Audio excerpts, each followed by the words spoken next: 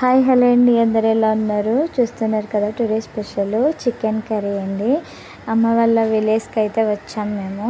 అయితే అక్కడ పనిదలం తల్లి జాతర అయితే జరుగుతుంది. నైవేద్యం అయితే పెట్టారండి అమ్మ వాళ్ళు. కోడిని అయితే కట్ చేశారు. స్పెషల్ ఏంటంటే కట్టెల పొయ్యి మీద అయితే చికెన్ కర్రీ మేము ప్రిపేర్ చేస్తున్నాము. చూస్తున్నారు కదా, ఆనియన్స్ అయితే మంచి ఫ్రై అయినాయి. ఇప్పుడైతే చికెన్ కూడా యాడ్ చేసుకుంటున్నాం. చికెన్ ఫ్రై అయినిచ్చి మసాలా కూడా యాడ్ చేసుకుంటున్నాం. ఈ మసాలా వచ్చేసి మేము ఇంట్లోనే ప్రిపేర్ చేసుకున్నాము. అదేంటంటే గసగసాలు, జీలకర్ర, ధనియాలు, చెక్క, లవంగం, అల్లం వెల్లుల్లి అయితే ఇంట్లోనే దంచుకొని పేస్ట్ చేసుకున్నాము. మొత్తం ఫ్రై అవనిచ్చి ఇప్పుడు కావాల్సినంత కారం, సాల్ట్ కూడా యాడ్ చేసుకుని అయితే మంచిగా ఫ్రై చేసుకుని వాటర్ అంతా పోయే వరకు అయితే మంచిగా కలుపుకుంటూ అయితే ఫ్రై చేసుకోవాలండి. ఫ్రై చేసుకున్న తర్వాత ఇప్పుడైతే మనకి వాటర్ కూడా మంచిగా పోయి ఆయిల్ అనేది కొంచెం పైకి వచ్చింది కదా, ఇప్పుడు వాటర్ అనేది యాడ్ చేసుకోవచ్చండి.